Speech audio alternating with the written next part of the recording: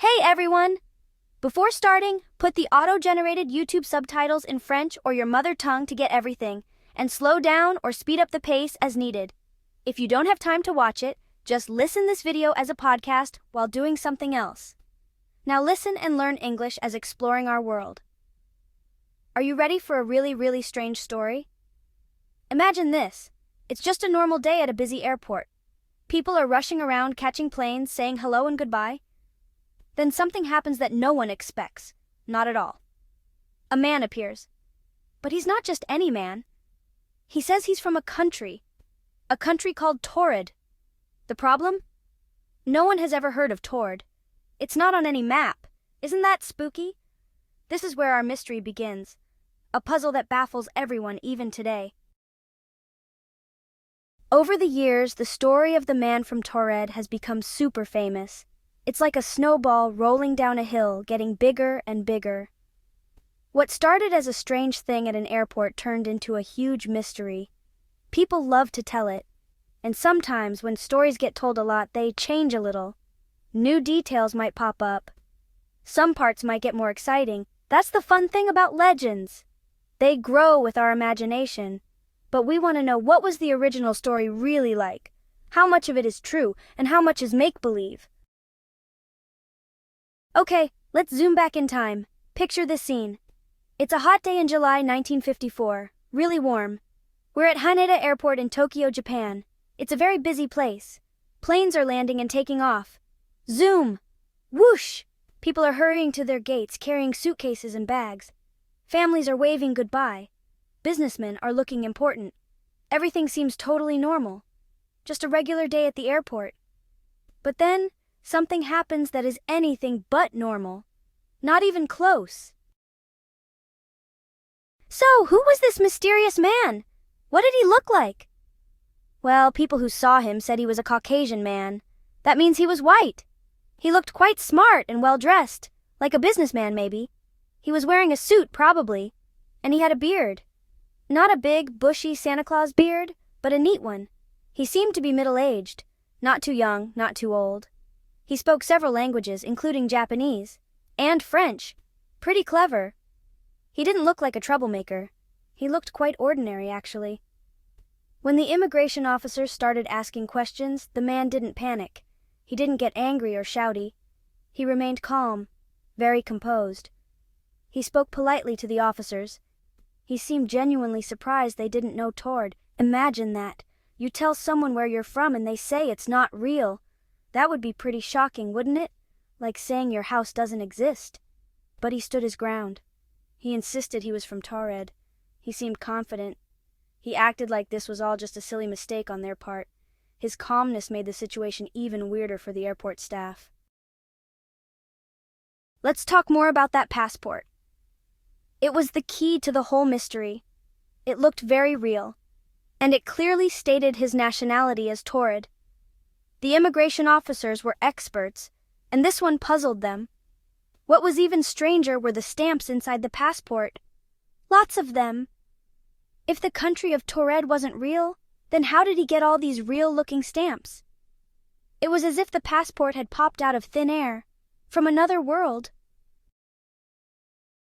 You can imagine the scene at the immigration counter now. It was tense.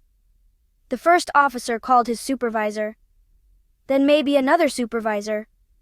They all looked at the passport. They all looked at the man. They whispered to each other. What should we do? This is so weird. The man from Taured just stood there waiting, probably a bit annoyed by now. He kept insisting his country was real. He asked them to check again. He wasn't aggressive, but he was firm. He knew where he was from, he said. The line of other passengers was probably getting longer and longer behind him. The officers were in a tough spot, a real dilemma. What do you do when someone gives you a passport from a country that doesn't exist? You can't just say, "Okay, welcome to Japan." That's not how it works. But you also can't accuse him of lying right away. Not if he seems so sincere, and his documents looked so good. It wasn't an obvious fake. They had to follow the rules. But what were the rules for this? There was no chapter in their manual called "What to do with visitors from non-existent countries." They had to be careful. and they had to investigate further, much further. They took the man aside, away from the main immigration hall, probably to a small office, a quieter place to talk. They started asking him more questions. Lots and lots of questions. Where exactly is Taured? Can you show us on a map? Who is your leader? What is your capital city? Things like that. They were trying to catch him out, to see if his story would change. But the man stuck to his story. He answered their questions calmly. He even got a bit impatient, as if they were being silly not to know Taured. The initial confusion was huge. It wasn't just a simple misunderstanding. It wasn't like he had the wrong visa or an expired passport. This was something completely different. Something unprecedented. The airport officials were baffled. They were experienced. They had seen all sorts of things, but never anything like this. A man with a perfect passport from an impossible place. This mysterious arrival was just the beginning. The start of a very strange and unforgettable day for everyone at Haneda Airport. So, the airport officers are super confused, right? They have this guy with a passport from Taured, a place they've never heard of. They ask him, "Okay, mister, can you show us where Taured is on a map?" That seems like a fair question, doesn't it?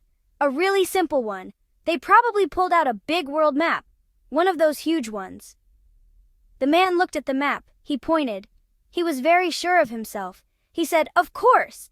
My country Taured is right here." But where he pointed made things even more weird. Oh boy, did it ever! He pointed to a spot on the border between France and Spain, a mountainous region, and he said, "This is where Taured should be." The officers looked.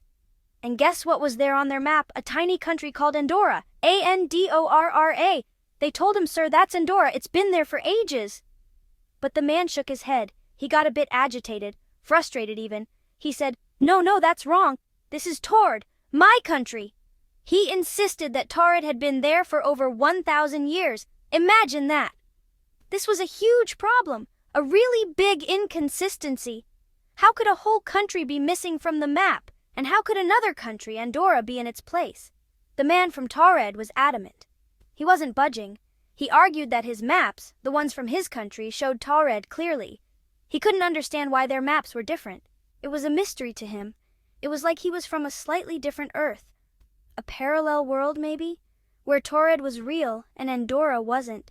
So strange to think about. The officers didn't know what to make of it. This was getting crazier. Was he confused? Was he lying? Or was he telling a truth they couldn't grasp? 1,000-year-old country that no one in Japan or anywhere else they knew recognized. It wasn't just a small village, it was a whole nation, according to him. This claim about Taured's location and its ancient history was a central piece of the puzzle. It made the officials even more suspicious, but also more curious. They had to figure out what was going on. This wasn't just a passport issue anymore. It was a geography mystery, a history mystery, all rolled into one. Okay, so the map thing was weird enough, right? With Taured and Andorra. But the mysteries didn't stop there. Remember that briefcase the man was carrying? The officials decided to take a closer look. He had money, lots of different kinds. French francs, German marks. Then there was his chequebook, from a bank no one had ever heard of, and his driver's license issued in Taured. All these documents told the same story. This man was from Taured. The man from Taured was in Tokyo for business. He had a job to do. Japanese officials thought, "Aha! We can check this out. He must be meeting someone or staying somewhere." He mentioned a company and a hotel. They made phone calls, but the company didn't know him. The hotel had no reservation. It was as if he made it all up, like a mystery novel. Let's think about how this man talked to everyone. He spoke several languages, remember? That's quite smart. He could speak Japanese, which was helpful since he was in Tokyo, and he spoke French. This meant he could communicate with the officials. He could explain himself. He wasn't just standing there silently, unable to say anything. He could argue his case. He could insist on Taured being real. His ability to speak these languages made him seem educated and worldly. So the airport officials had a big problem on their hands, right? This man from Taured With his strange passport and unbelievable story, they couldn't just let him go wandering around Tokyo. What if he was a spy? But they couldn't really arrest him either, not yet. He hadn't really done anything wrong, except, being from a country that didn't seem to exist. It was getting late. They needed to figure out what to do with him for the night. They needed more time to investigate. So they came up with a temporary plan, a way to keep him safe and keep an eye on him. So the night passed. The guards stood watch outside the hotel room door. They didn't hear any strange noises, no sounds of an escape attempt. They were alert. They were doing their job, or so they believed. Finally, morning came. The sun started to rise over Tokyo. It was time to check on their mysterious guest. Now, here's something even weirder. It wasn't just the man who vanished. What about all his stuff? His passport from Taured, his briefcase, his strange checkbook, and that international driver's license? Well, guess what? All of it was gone too.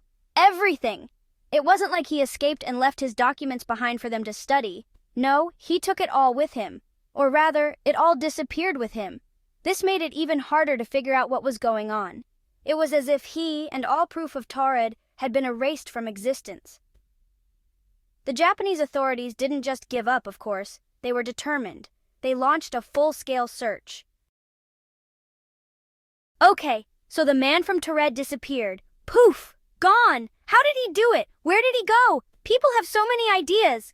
One of the coolest and spookiest theories is that he was from another dimension. Yeah, like a parallel universe. A world that's side by side with ours, but different. Maybe in his world, the country of Taured is totally real. A big, important place. And maybe, just maybe, he accidentally slipped through a crack between his world and ours. Can you imagine that? Stepping out of your house and ending up in a whole new universe? That would explain why no one here had ever heard of Taured. It's not our Taured. If this theory is true, how did he even cross over? Was there a secret door? Scientists sometimes talk about things like wormholes or portals, super sci-fi stuff.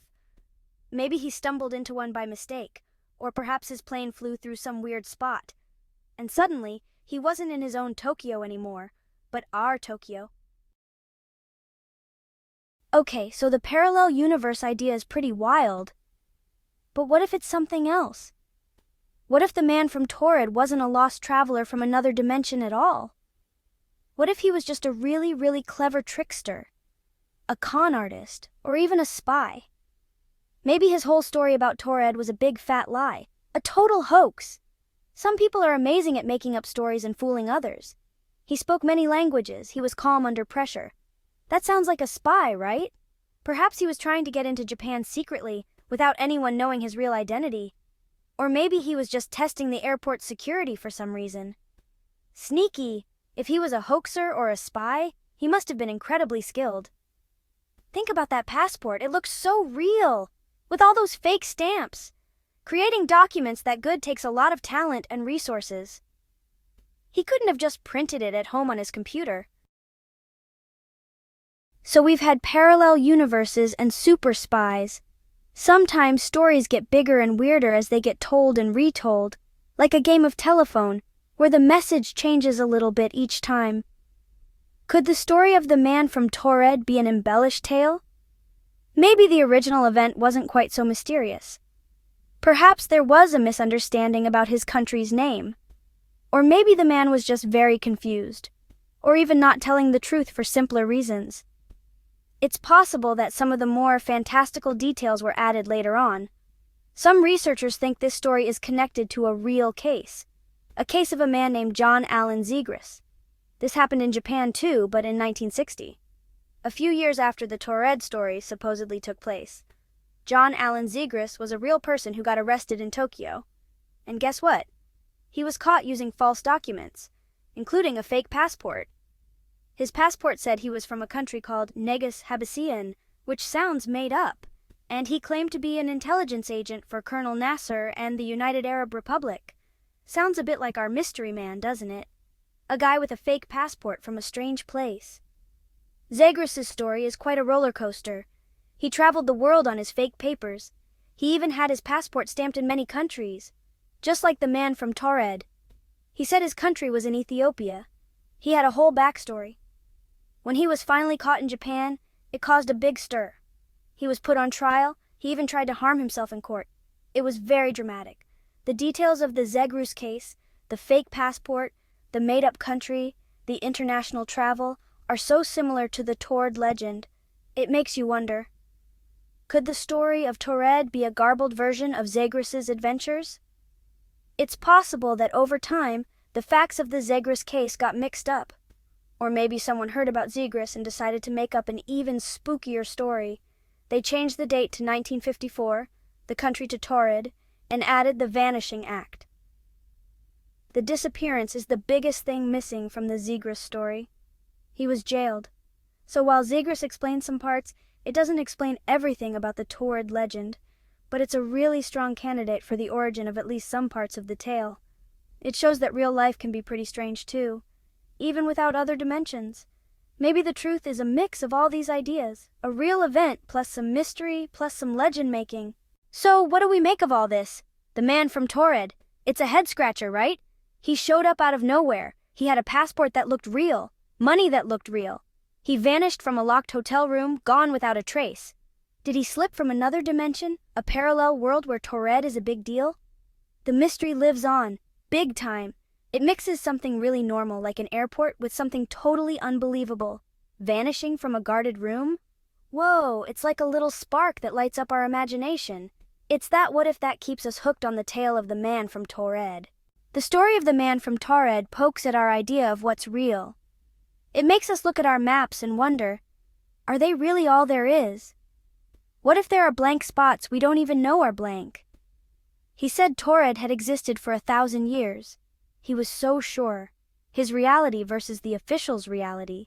Who was right? Or could both be right in ways we can't understand? It challenges us to think outside the box. Maybe our understanding of the universe isn't complete yet. The man from Taured remains an enigma, a question mark in history, a nudge that the world might still hold secrets. It's what keeps life interesting.